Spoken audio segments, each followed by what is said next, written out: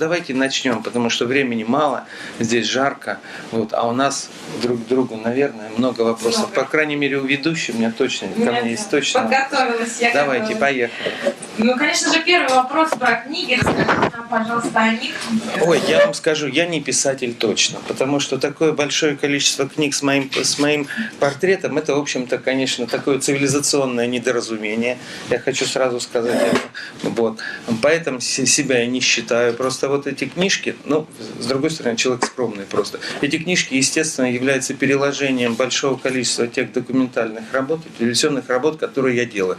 И вот здесь как раз наступает тот самый тонкий момент. Я хочу вас заверить, что все, что я говорю в эфире, я пишу сам. Я чужие слова просто произносить не могу. Знаете, как некоторым ведущим или звездам пишут тексты, редакторы, я не умею произносить чужие слова. Поэтому там, где произнесено моим голосом, там стоит это самое уплочено этим временем, силами и возможностями Игоря Прокопенко. Поэтому в этом смысле, конечно, эти книжки являются моими. Вот. Почему мы начали делать эти книжки? Потому что когда мы выпускаем наши программы и наши документальные фильмы, возникает большое количество вопросов, слава Богу, и возникает большое количество людей, которые что-то там не досмотрели, не дослушали, как-то хотелось что-то глубже сделать. Вот, поэтому мы стали выпускать эти книжки, честно сказать. Когда возникла идея сделать первую книжку, я подумал, отлично, сейчас мы выпускаем эту книгу, я выкупаю тираж. Вот. И эти книжки, если что, дарю в качестве подарка. А вот я подарил книжку. Была такая мыслишка, честно сказать, вот книжку использовать как пиар. Но неожиданно вдруг эти книжки как-то начали как-то распространяться быстро. Я всегда подчеркивал, что для меня это не коммерческий проект, но поскольку мой главный проект — это телевидение, понятно, а стоимость книжек и телевидения несоизмеримы для жизни и для зарабатывания.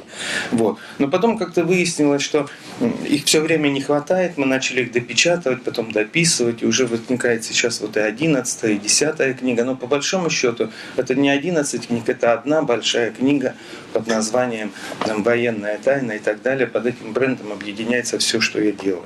А вот военная тайна, ну вы же не всегда пишете о военных тайнах. И тайны древних цивилизаций, тайны космоса, тайны Руси древней. Вот есть у вас любимая тема, о которой вы больше всего любите писать? Вы знаете, по поводу военной тайны, это большое заблуждение, которое, признаюсь честно, я поддерживаю уже 20 лет. А напомню, первый выпуск программы «Военная тайна» вышел еще на канале «Россия-1», тогда вообще «Россия-1» была, в апреле 1995 года. Так вот, в течение 20 лет я с разной степенью успешности поддерживаю, особенно у телевизионных начальников и критиков, мнение о том, что программа «Военная тайна», она об армии и о войне. Ну, совершенно нет.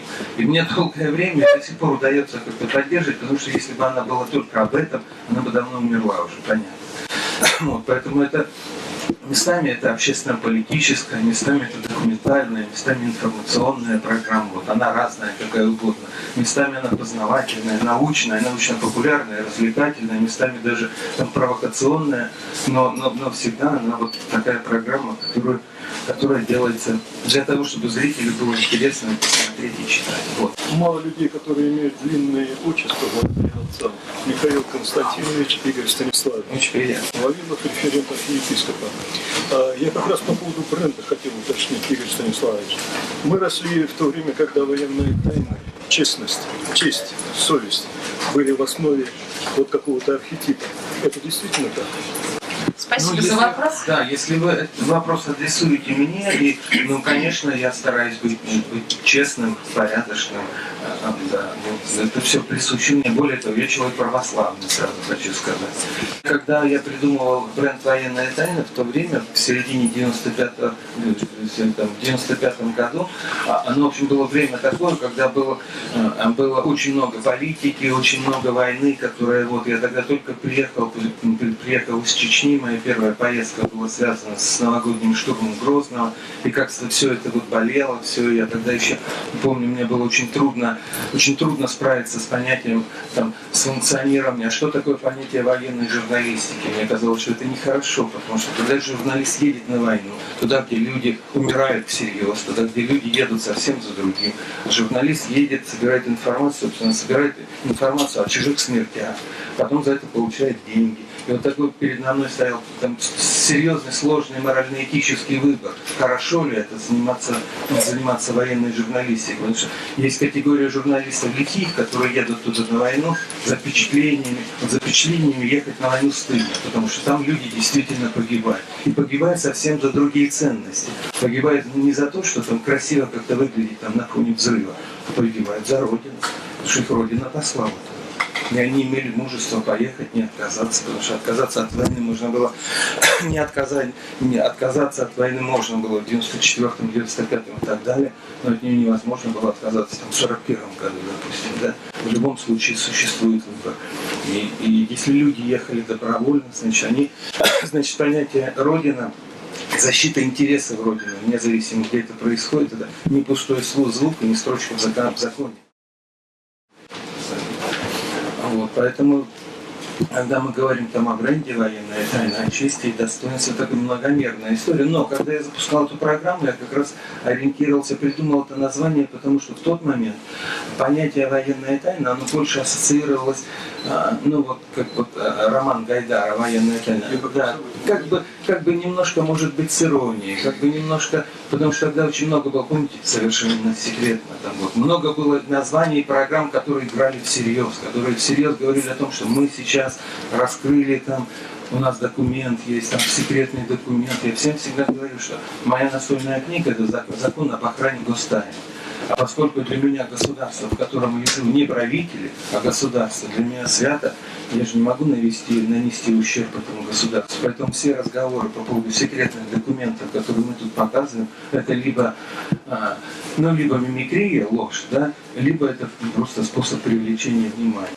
Спасибо. Еще вопрос, пожалуйста. Ваши передачи посвящены, да, инопланетянам, да, иным цивилизациям. А самим-то вам приходилось, может быть, сталкиваться? Значит, по поводу инопланетян. В последнее время мои программы иногда ассоциируют с темой инопланетных цивилизаций, что правда. Знаете ли вы, что вот, нас всех, зрителей, граждан России там, и так далее, какая тема больше всего интересовала? Тема инопланетян, есть ли жизнь на Марсе. Поэтому я отвечаю на запрос зрителя и сделал цикл программ на эту тему. Я постарался сделать это насколько возможно профессионально, информационно насыщенно, доходчиво и интересно. Да, но получилось настолько интересно, что когда вот один из последних своих работ я сделал для канала ОРТ, вот, работая там на РНТВ, я сделал два фильма, мои последние работы были, еще тогда мне разрешали на Первый канал делать проекты. Вот. И один проект, который назывался «Вторжение на Землю», он собрал долю смотрения 49%. Если здесь в зале есть зрители, люди, которые понимают технологию подсчета голосов, новогодняя речь президента столько не собирает. Второй фильм 41%. Константин Львович Эрнст меня до сих пор называет самым рейтинговым автором в истории Первого канала. Вот. О чем это говорит? Это говорит не о том, что мне это интересно.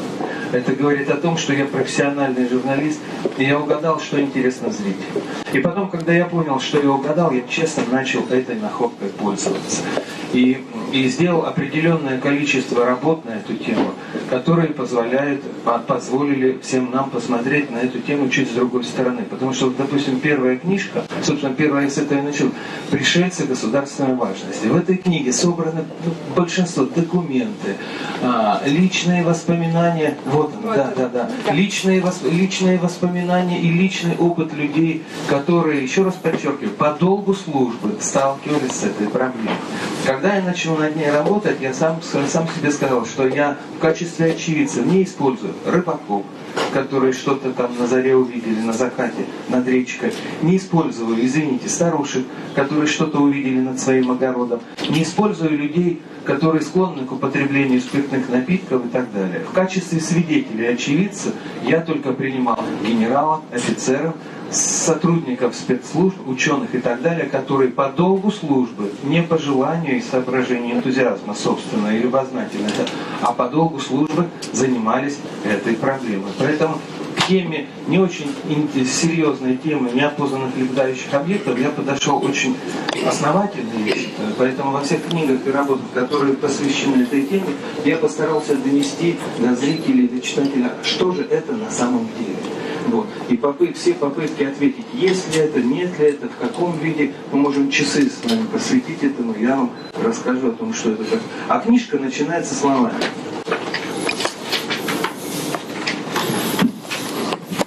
Я позволю себе процитировать первый абзац. Поскольку она была первая, я еще не знал, как вообще с этой темой обращаться, я написал так. Если бы мне сказали, что однажды я буду писать книгу с таким названием, я бы сказал, нет, это не про меня. Много лет занимаясь на телевидении журналистскими расследованиями, я считал историю о пришельцах и НЛО исключительно делом фантазиор. В общем, как и большинство граждан советского, всех реалистично мыслящих граждан в НЛО я не верю. Но вот однажды, работая в закрытом военном архиве, это было в Восточной Германии, накануне вывода наших войск, я наткнулся на одну ничем не примечательную папку с документами и открыл ее глазам своим, не поверил. Так начинается эта книжка. Вот, но я хочу сказать, что все, что здесь написано, здесь нет придумок, здесь нет сказок и так далее. Здесь объяснения есть какие-то, есть совершенно шокирующие признания и воспоминания, но они же остаются все-таки не то, что на совести, это признание тех людей, которые имели к этому отношение. Допустим, если мне о подводных неопознанных объектах рассказывает адмирал Чернавин, но это же говорит адмирал Чернавин все-таки, да, главком военно-морского флота, да. Если рассказывает мне, допустим, какие-то невероятные вещи, допустим, наш герой Советского Союза генерал Антошкин, бывший командующий авиацией Московского округа, все это остается, ну, как бы на совести этих людей, которые говорят, а с совестью у них все в порядке у этих людей. Вот. Если же я привожу какие-то версии и гипотезы, я говорю, что это версия такого-то ученого, такого-то профессора, такого-то исследователя. Потому что одной из главных моих задач еще заключается, поскольку я же не занимаюсь академическим пересказом того, что написано в учебниках. Потому что я всегда говорю, что хочется узнать официальную версию, открывайте что? Учебник по природоведению за 4 класс. Потому что там квинтэссенция всех наших знаний сегодняшних. Если мы хотим узнать что-то больше, тогда потрудитесь послушать разные версии и получить информацию, выходящую за пределы этого учебника. Потому что ведь я всегда привожу пример. Мало кто знает, что самая главная, фундаментальная работа отца водородной бомбы и главного диссидента нашего академика Сахарова, она называется «Теория множественности Вселенной». А это уже выходит за пределы учебника по природоведению, потому что там написано «Вселенная возникла в результате большого взрыва», а у него какая-то множественность Вселенной. А потом сразу задается вопрос, если в результате большого взрыва, 3 вопроса возникают. Что было до взрыва и кто устроил этот взрыв? Все. Все. И все академические работы, все монографии в течение последних 50 лет, они все можно так сгребать, их потихоньку и в сторонку откладывать. Но никто же не хочет, поэтому принято считать, что все взгляды, которые не вписываются в учебник по природоведению за 4 класс и в учебник по истории, кстати, все они принято называть, так называемым, мягко говоря, альтернативной наукой. А вот насколько она альтернативна и кто более альтернативен в этой истории, это еще надо посмотреть. Вот. По поводу вашего вопроса. Не видел. С точки зрения маркетинга должен бы сказать, что да. Но не видел, не испытывал, не чувствовал, не знаю. Но верю людям, которые... А чье вот воспоминания произвело на вас наиболее яркое впечатление, что у вас действительно знаете, есть? Нет, подождите. Во-первых, давайте так. А вы верите, что есть инопланетяне? Нет, подождите, а я верю. Я верю. Более того, верит в это любой, вот нет ни одного серьезного ученого, который бы сказал, человек – венец Вселенной. Во Вселенной больше никого нет. Во Вселенной только звенящая ледяная пустота. И только мы венец Вселенной. Да? И мы с одной стороны себя считаем светочем, да? С другой стороны укололи палец. Да? Вот. И все проблемы Вселенной ушли куда-то в сторонку. Да? Я всегда говорю, давайте попробуем ответить на вопрос, кто мы? Венец Вселенной или песчинка под ногтем неизвестного нам чудовища? Но ведь правда же, да? И когда мы начинаем мыслить в этой категории, мы понимаем, что все не так просто в нашей жизни устроено. А что касается инопланетян, ни один серьезный ученый никогда не скажет, что иных форм существования, в том числе и разумных, не существует. Потому что вся наша жизнь, если вот абстрагироваться от масштаба, в котором мы существуем, вся наша жизнь, все наши представления об окружающем мире, они ограничены возможностями наших органов чувств. Правда? Пример, мы думаем, что вот это красный цвет. Это воспринимает только так наша сетчатка. А на самом деле какой это цвет? А вообще существует ли цвет? А если следить за последними научными открытиями, особенно если за исследованиями физиков-теоретиков, вот, сейчас, допустим, самая модная, в смысле самая цитируемая гипотеза о том, что времени не существует вообще. Что время – это результат работы наших органов чувств. А потом, допустим,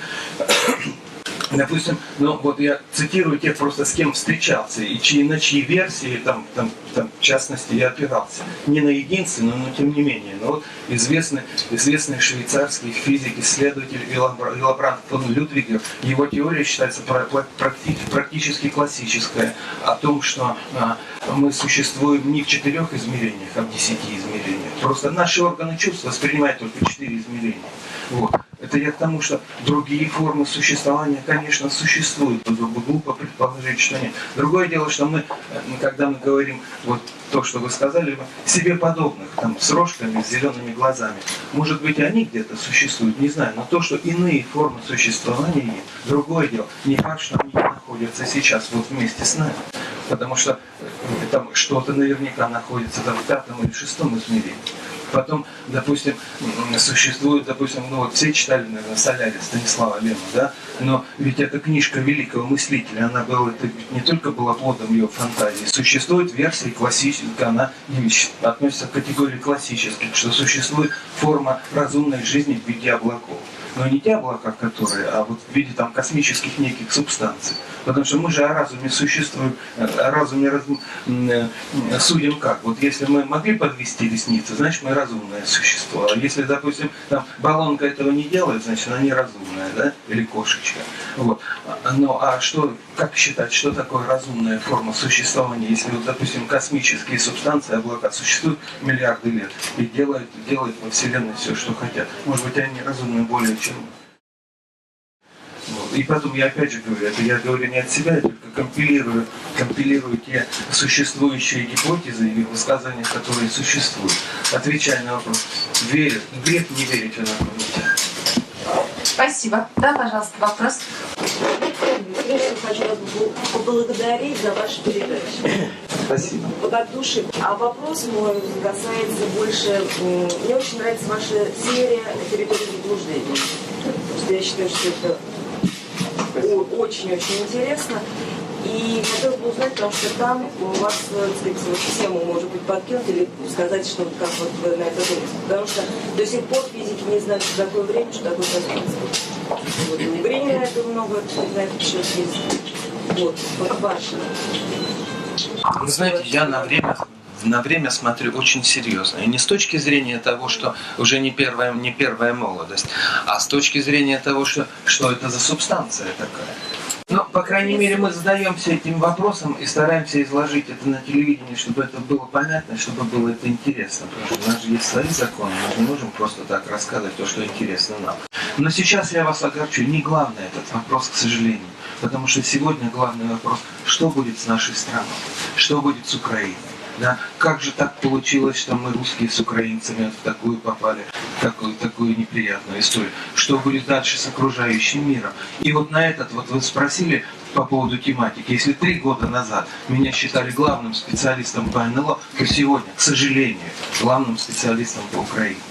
Потому что я вынужден идти за интересом зрителя, а сегодня, к сожалению, это главный вопрос. Почему это произошло? На самом деле ли Европа или Америка желает добра Украине и России в том числе, понимаете? И вот на эти вопросы я себя заставляю отвечать, искать ответ.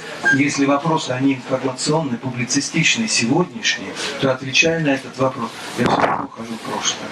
Это так произошло. А почему? А проблема Украины заключается только ли в том, что Янукович был вором, а то, что Янукович был как минимум недалекий политический деятель, это факт. Вот. Только ли в этом вопрос? Нет, выясняется. Только ли проблема Украины и взаимоотношения России и Украины в том, что в 23 года назад не в те руки Украина попала? Тоже нет. Только ли проблема заключается в том, что там в 50-е годы Крым присоединили, уж каким способом красиво? Оказывается, тоже нет. Это большое количество небольших, а локальных проблем, вот, которые сложились вот в то, что взорвалось. Потому что тоже все говорят, вот в ноябре, если бы там... не надо было, вот, знаете как, я как раз 21 февраля прошлого года, когда все это начиналось, 22-го там полилась кровь уже, и там правый сектор начал забрасывать бутылку. А я 21 человека января был в Киеве, читал лекции на Интере, на украинском канале, моим бывшим коллегам теперь уже. Вот. И тогда я услышал такую фразу, там, без запятой, без знаков препинания. А почему это получилось? А там ноябрьские были беспорядки. И как говорят, а не надо было расстреливать наших детей. Во-первых, никто никого не расстреливал, это было в ноябре. Во-вторых, это были далеко не дети. Ну там, когда был разгон демонстрации в конце ноября на Крещатике. Вот. И вот эта фраза «а не надо было», и все говорят, да, действительно, вот если бы не разогнали вот эту студенческую демонстрацию, ничего бы не было, все бы было. Потому что Аннушка масло уже разлила и очень давно. И разлила не тогда, когда избирали Януковича. И не тогда, когда, мы же не знаем о том, как Кучма, наш красный директор, который мы считали просоветский, пророссийский, первым написал книжку «Основы национализма Украины», заигрывая с этими делами. Да? И не в 91 году, когда все это произошло, и не в 56-м, 57-м, когда история с Крымом произошла, и даже не в 17-м, когда современная Украина получила из рук Ленина и ворошила страну в современных границах. И даже не в 1864-м, сейчас я могу на 2-3 года, когда впервые почему-то австрийскими историками была написана история Украины. А слово «Украина» и «украинец» возникло во второй половине 19 века. Когда они сегодня пишут о том, что украинцы вырыли Черное море, воевали с древним Вавилоном, и украинский язык является основой санскрита, я не шучу, это правда, почитайте. Вот. Тогда ли проблемы? Может быть, проблемы эти возникли, когда Екатерина II решила осваивать эти земли, давая колоссальные экономические возможности для роста. Если почитать, покойный, к сожалению, Починок, который вошел в историю как министр налоговых сборов, а был потрясающим историком. У него есть несколько монографий на тему экономической политики Екатерины II по подъему Украины, по превращению Украины в часть экономически развитой Российской империи еще до событий. Это была тема тогда не модная была. Вот на какие вопросы я пытаюсь отвечать сейчас. Еще вопросы, уважаемые гости? Да, пожалуйста. Игорь Станиславович, в вашей книге «Тайны космоса» вы пишете о том, что на Земле был коллектив авторов. О том, что к 2025 году произойдет катастрофа, которая приведет к гибели Земли. Как вы считаете, есть ли у людей ресурсы, чтобы эту катастрофу предотвратить? Значит, во-первых, это пишу не я. Ну, я передаю мысли тех ученых, которые действительно считают, что столкновение с астероидом возможно, существует вероятность, вот, и тогда, в общем, все закончится. Да. Вот, такая вероятность существует, но насколько точна она, не может ответить никто.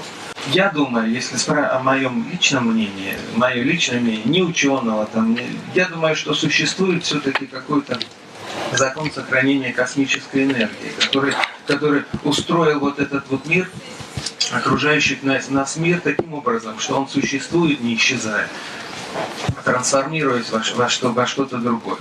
Этот закон можно назвать законом космического равновесия, можно назвать законом Божьим, да, законом Создателя, потому что мы же разные слова можем там придумать, да, суть-то одна. Вот. Поэтому я думаю, что человечество не исчезнет.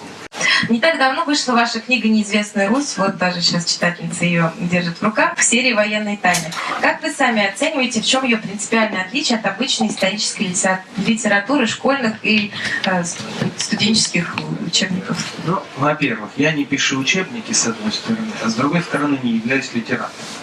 Это первое. Второе. Почему мне показалась эта тема важной, перспективной и интересной? Потому что как раз я начал работать над этой темой, когда начал программу «Территория заблуждений». Вот. И такой получился у меня красивый бренд, и вроде бы все очень просто. Я даже такую памятку написал своим журналистам и авторам, как нужно работать над этой программой, как нужно искать темы. А тему ищут следующее. Мы берем любое устойчивое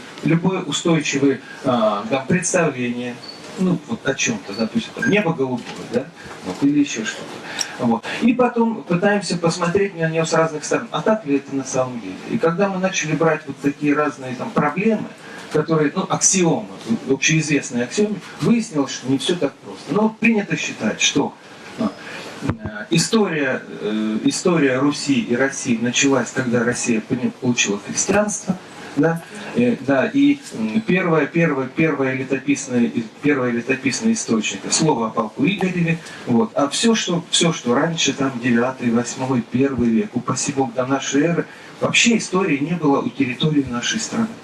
Ну вот не было истории, были какие-то племена, какие-то. Ну, вообще, мы ничего об этом не знаем. Мы очень много знаем все, что началось, даже не с крещения Руси. Очень много знаем, а что началось чуть позже, а до этого ничего не знаем. А так ли это на самом деле? Ну нет, конечно. Нет, конечно. Вот, потому что, допустим, вот недавно на территории современной Ростовской области расковали огромное государство амазонок. И таким образом получается, что амазонки — это некие мифические девицы с одной грудью, а вполне существовавшие персонажи. Более того, существовали такие государства. И те захоронения, которые сейчас раскопали на территории Ростовской области, они огромные, там сотни, там тысячи, то есть это было огромное государство. Вот. Не то, чтобы мы не знали этого, или не то, чтобы мы говорим, как это невозможно. Возможно, но просто академическая история уже эту информацию не воспринимает. Вот как написано там в 9 веке вот это, в 11 вот это, а потом сразу Куликовская битва, а потом сразу Иван Грозный, который убил своего сына, вот, и потом Петр I, который прорубил окно в Европу, и все. А так ли все это на самом деле? А оказывается, что Иван Грозный не убивал своего сына. И оказывается, что это фантазия художника. Более того, внимательный зритель турист может увидеть, что есть надпись, что сюжет этой картины является выдумкой автора. Вопрос, а почему вошел Иван Грозный в историю убийцы? А вот я скажу, это то, что тема, которую я очень люблю. Вот, допустим, принято считать, что Иван Грозный — это параноик, маньяк, сексуальный, этот самый дебил. Ну, вообще, вот все слова, которые я сейчас не вспомню. Ну, давайте смотреть историю, накладывать ее на цифры. Иван Грозный правил 5 лет и 104 дня. Я точно помню, 52, сейчас не помню. Вот. Именно при Иване Грозном Россия получила современные границы. Ну, почти современные. Да? Именно при Иване Грозном была проведена военная реформа, судебная реформа. Россия получила первый судебник. При Иване Грозном возник парламентаризм, Дума. Это оттуда все. Вот. Как-то не вяжется все это с образом маньяка, убийцы и дебила. Правда же? Значит, что-то было другое. Значит, как-то в истории было все по-другому устроено, потому что невозможно же в это поверить. Да? Ведь мы об Иване Грозном знаем только это. А что получилось? А получилось вот что. Приехал однажды из Ватикана представитель предлагать Ивану Грозному унию. Ну, то есть подчинить его Ватикану. А Иван Грозный что тогда сказал? Третий Рим, Византия. Вот. И, в общем, поехал человек, сейчас фамилию уже не помню, сейчас назвать этого прилата, поехал он ни с чем в Ватикан. Если бы Иван Грозный принял унию, ну, какой была бы наша страна, неизвестно сейчас, но точно Иван Грозный был бы причислен к лику святых, и его статуя стояла бы в Ватикане в соборе Петра и Павла. Но мы получили такую историю. А что такое Ватикан был в то время? Я вам скажу, в то время Ватикан был, это как вот сегодня это Брюссель, Евросоюз.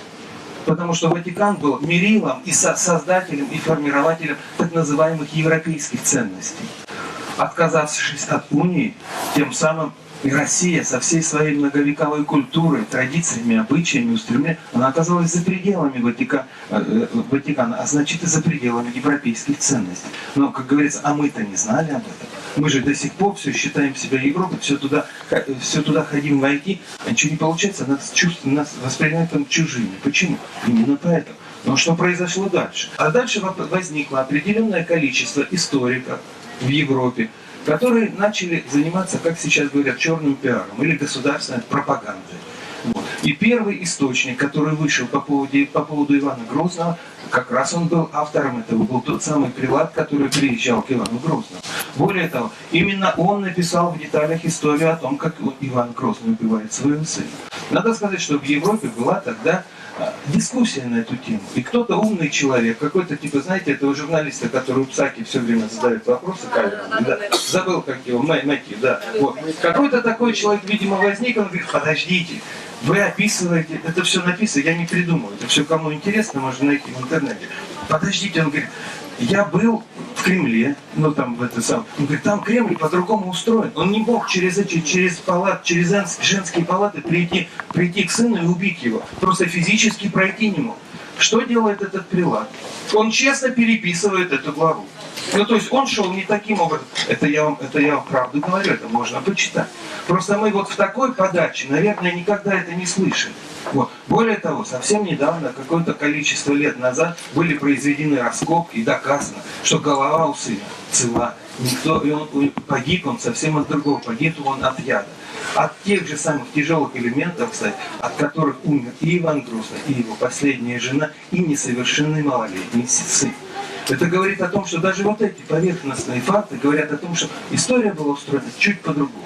Конечно, история не терпит сослагательного наклонения, но те кирпичики, из которых она сложена, они местами фальшивые.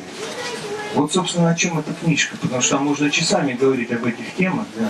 Вот. Но вот, допустим, тема Ивана Грозного, я там пишу, что сложись история по-другому, потому что Иван Грозный оказался первой жертвой черного пиара такого, там, всеисторического масштаба, потому что сложись о нем молва по-другому, ему бы в центре Москвы стоял золотой памятник. А вместо этого висит картина, которая не имеет никакого отношения к действительности. Вот что такое Русь неизвестная. Спасибо. Вопросы есть? И просто вот к теме по поводу Украины и России. Ведь еще есть куча пророчеств и у Рериха, и у Кейси, и у кого только не возьмем. Везде все однозначно говорят, что возрождение мира начнется с России. Возможно, что это заговор, так сказать. Вы знаете, ну вот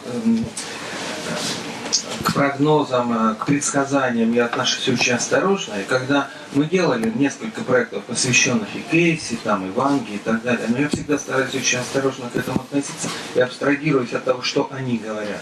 И рассказывая об этом, мы стараемся рассказывать, что, ну, в каком контексте это возникло, да? Все, да. Вопрос там способностей, там, чудесных способностей людей, которые обладают какими-то невероятными способностями, это как бы отдельная тема. Я вот здесь стараюсь не смешивать, хотя, конечно, очень интересно одно сравнивать с другим. А? И Махатма. Да. Спасибо. Еще вопросы? Да, пожалуйста. Вот вы работали военным журналистом, естественно, вы сталкивались с тем, что была цензура. Сейчас говорят, у нас демократическое общество, что хочу, то и говорю, что хочу, то и пишу. Но на самом деле я работаю тоже, продолжаю работать в той же области, в которой я когда-то выполнял функции. И хочу сказать, что цензура сейчас все, хоть и демократическое общество, цензура у нас все возрастает, то есть требования ужесточаются. И в связи с теми международными санкциями, которые введены против нашего государства, в ответ мы тоже ответили тем же. Но цензура и требования к цензуре возрастают. В связи с тем, когда вы готовите передачи на телевидение, у вас тоже цензура существует? Сейчас я выдам вам тайну. Когда я начинал работать военным журналистом, в газете «Красная звезда», например, у нас был цензор. Я видел цензора, я могу сказать. Это был полковник, который сидел в отдельном кабинете, ему носили верстки. И что же делал этот полковник? Этот полковник считал, какое количество в одной статье названо фамилий командира полков, командиров батальона, там, названий воинских частей. И когда я у него тогда я был капитаном, говорю, спросил, а зачем? Он говорит, очень просто. Количество указанных командиров полков означает, что в этом регионе столько-то полков, если у них есть командиры. Такое-то количество командиров батальонов означает, что такое-то количество вот таких батальонов, да, мотострелковый батальон, или танковый батальон и так далее. И сводя огромное количество вот этой информации как бы из открытых источников, казалось бы, он назвал фамилию командира полка, ну и что, у нас же есть полки, да? Но сводя фамилии под потом все это вычисляется и получается данные, допустим, там, о численности. То я рассказываю примитивно, он так есть, но общеизвестный факт, что фашистская Германия получила 80% информации получала из открытых источников, то есть в то время из прессы и от очевидцев там, и так далее. То есть, сводя огромное количество как бы не секретной информации воедино, мы получаешь колоссальный аналитический объем информации, который уже относится к разряду стратегический. Я почему так подробно отвечаю на наш вопрос? Потому что я вам отвечаю прямо. Я видел цензора, и он вот такой. Это полковник с карандашом, который вычеркивает из верстки фамилии командиров полков. Но вы, конечно, имели в виду другое. Когда говорили о цензуре, вы имели в виду другое. Если на телевидении или в прессе те самые цензоры, волшебные люди, которые запрещают, разрешают, говорят, что делать, и не говорят, что делать. В моей жизни таких цензоров нет. Вся мера ответственности на мне, и это плохо. Мне было бы легче, если бы рядом был бы человек, стоял и говорил: слушай, вот это делай, вот это не делай. Вот. Мне, честно сказать, если мне бы сейчас полковника рядом посадить с карандашом, жизнь моя была бы гораздо проще, а так по тонкому иду сам. Другое дело, что мы говорим, вот я, допустим, готов говорить о самоцензуре. Да? Я уже начинал об этом говорить, что моя позиция такова, что ущерб своему государству я никогда не нанесу. То есть я никогда не покажу секретный документ, который может, даже не из соображений наказания, возможно, а из соображений, что это против моих принципов. Я никогда не сделаю того, что может навредить. Но, вот, допустим, я в течение 5 лет был самым последовательным критиком министра обороны Сердюкова. И, надо сказать, получил немало проблем, связанных с этим. Да. Вот. Никто, я могу сказать теперь уже точно, никто, кроме меня, на федеральных каналах не осмеливался говорить о Сердюкове то, что говорил я. И, к сожалению, в своем первом очерке, который я сделал через полгода после того, как его назначили, я предсказал все, что будет и с армией, и с ним. Я не предусмотрел только одного. Его вот история с девушкой по фамилии Васильева, в смысле с женщиной. То есть я не предусмотрел только романа, что это все закончилось еще и роман. Все остальное предусмотрел до последнего момента, до пересматривания аукционов, до его позорного снятия, до того, как быстро новый какой-то человек, я не знал кто, но там 5 лет назад, какой-то новый человек, история заставит привести сюда нового человека, который начнет быстро исправлять положение, потому что эти 5 лет катастрофично оказались для армии. Вот. Вот в этом отношении, когда мне говорили: как же, это же армия, ты же наносишь ущерб армии. Я говорю: нет, я наношу ущерб конкретному проходимцу. У меня были в течение 5 лет большие проблемы с Генштабом, да, но они закончились, эти проблемы. Поэтому, когда говорят: если ты вот это говоришь, ты наносишь ущерб государству. Нет, конкретные чиновники, проходимцы, это еще не Родина.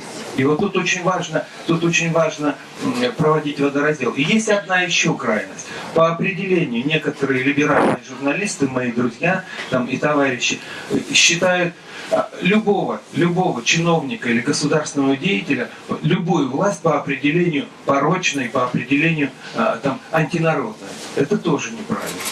Понимаете? Потому что там же есть приличные люди, правильно? Не то, что есть неприличные по определению, там должны быть люди приличные. Если кто-то из них неприличен, это плохо. Да?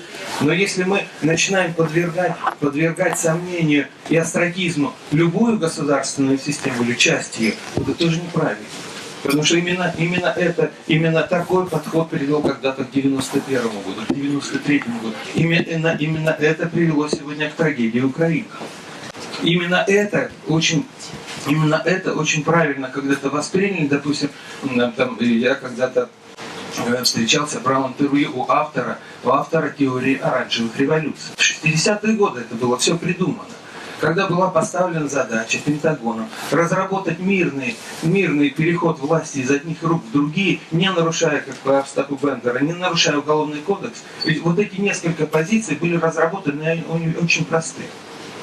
И, кажется, против этого не попрешь, там же каждый из них прав по отдельности, правильно? А в результате происходит что? В результате происходит смена режима. Приходит режим еще более жесткий, еще более жестокий, бесчеловечный. Вот как произошло в Ливии. Как вот говорят, допустим, те же самые американские правозащитники.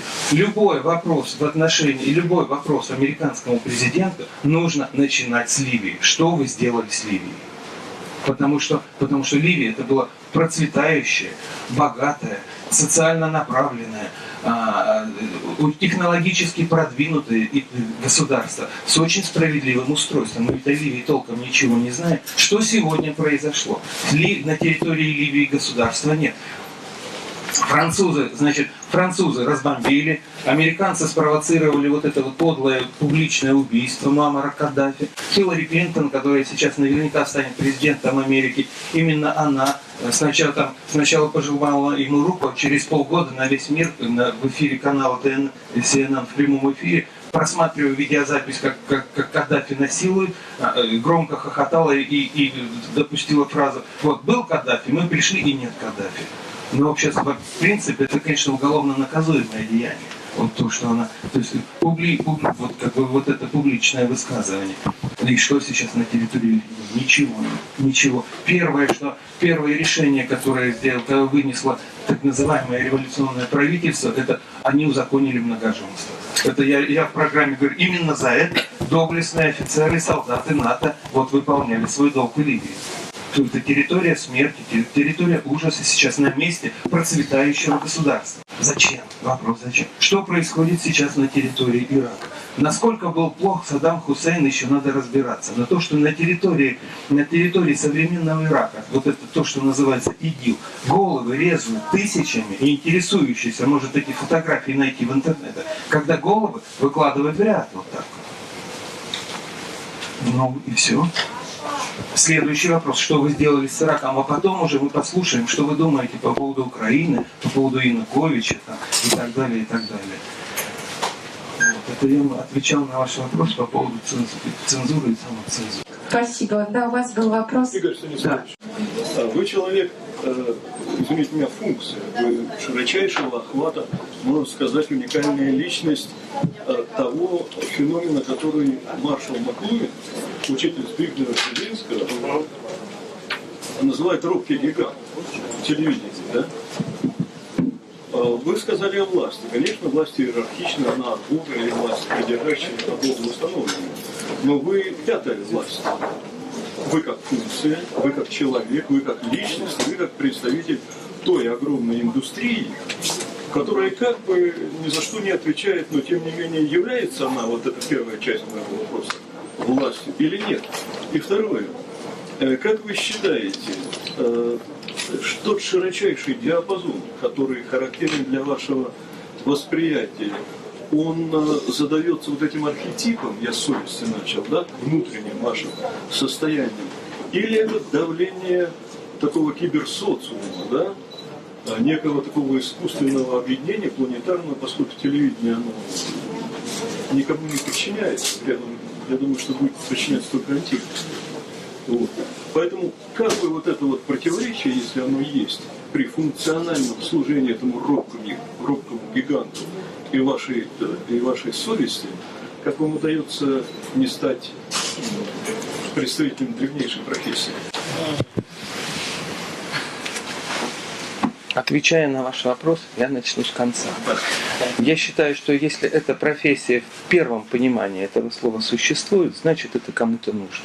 Значит, эта профессия всегда была востребована. Начиная от гитар и заканчивая там, да. Вот.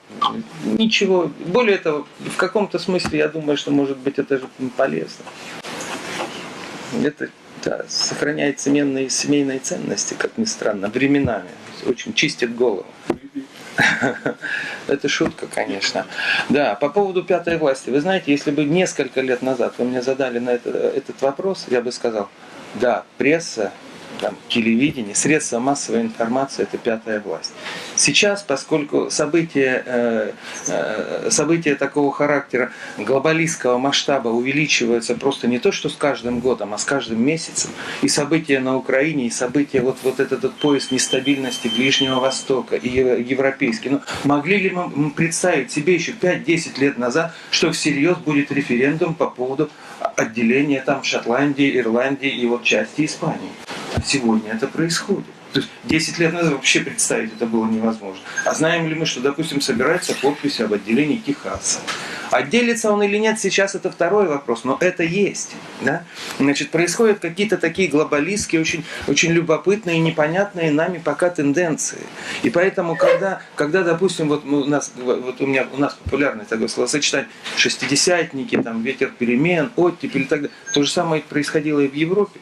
И самый знаменитый агент и разведчик, человека, с которым я когда-то имел дружить, Маркуса Вольфа, начальника внешней разведки ГДР, Райнер Рупп, который был самым высокопоставленным офицером НАТО, на самом деле был сотрудником внешней разведки ГДР. То есть человек первой величины был на самом деле нашим сотрудником. Он был завербован как раз тогда, в 60-е годы, когда разочаровался в ценностях западного мира, когда понял, что пресса продажна, родители лживы, потому что они скрывают свое фашистское прошлое, а мир устроен совсем не так, а рок-н-ролл кончился.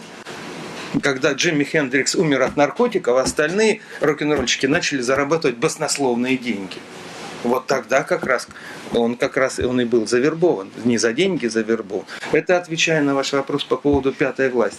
Несколько лет назад, да, а сейчас я бы уже так не сказал. Сейчас я бы сказал, что мы, я имею в виду мы, да, там же огромное количество винтиков там, и каких-то организмов, одноклеточных, многоклеточных, и сложных, и простых, вот. Я все-таки склоняюсь к мысли, что все-таки это все не пятая власть, а функция. Это функция той самой власти. А вот мне часто задают вопрос, существует ли мировое правительство? Я говорю, да. И все спрашивают, а кто? Ожидая от меня услышать, кто премьер в этом правительстве, Обама или Меркель или кто? Я говорю, власть денег. А власть денег не персонифицирована. Там нет вот этих, там первый человек может быть последним, а последний первым. И вот как раз мы, средства массовой информации, которые, конечно, мы, к сожалению, являемся функцией этой власти, а никакой не пятой власти. Это я сейчас так думаю, глядя на то, как по щелчку происходят революции на Ближнем Востоке, в Турции, на Украине, как по щелчку была попытка это сделать и у нас. И, может быть, попытки эти еще будут повторяться. И трудно представить в то, что это вот просто воля отдельных, воля, интеллект и свободолюбие отдельных людей. Поэтому я сегодня считаю, что внутри этой функции, конечно, есть разные корреляции. Но в принципе это, конечно, функция. Это отвечая на первый вопрос. Отвечая на второй вопрос, почему я всем этим занимаюсь? Потому что мне это интересно. Раз. А во-вторых, потому что я не имею возможности заниматься другими вопросами. А если вам предложат стать министром телевидения русского государства, вы согласитесь? Символический вопрос, Игорь Станиславович. Нет, министром нет. А заместителем министра? Нет. Вы знаете, разве может быть должность? Разве может быть должность? Вот смотрите, мне когда-то говорил, подождите, вот, допустим, я разговаривал с одним известным разведчиком, известным, но неизвестным, который, кстати, к сожалению, недавно ушел. Все знали, что он герой Советского Союза, никто не знал, за что. Я знал, еще там несколько человек. И он говорит, вот что такое разведчик? А вот представьте себе, а мы же тоже работаем, представьте себе Штирлиц, или там, да, и трудовая книжка. Странно же, да? Или Бог и его заместитель, да? Кто у Бога заместитель? Трудовая книжка, там штатное расписание, вот. А поскольку я себя отношу к категории, все-таки к вольной профессии, то ни министром, ни тем более заместителем чьим-то я никогда не буду. Спасибо, Игорь. Спасибо, что вы пришли, мне было очень приятно с вами поговорить. Аплодисменты А сейчас еще мы можем подписать книги, правда же? До достояния планеты, пожалуйста.